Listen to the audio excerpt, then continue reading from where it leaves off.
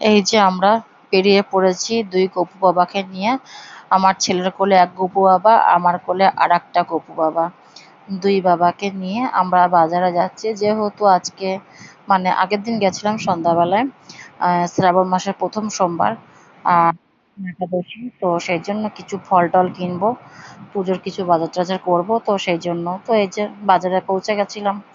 তো এই যে ফলের দোকানে চলে গেছিলাম। কিছু ফল নেবো।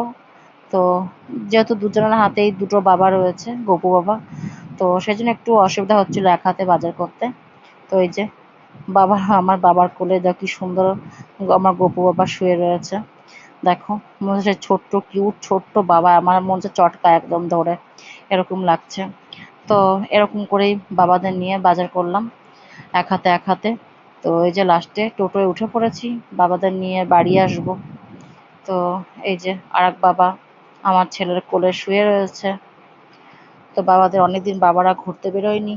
তো এই জন্য বাজার করতে হবে। তো বাবাদেরকে নিয়ে বাজারও করলাম, ঘুরিয়েও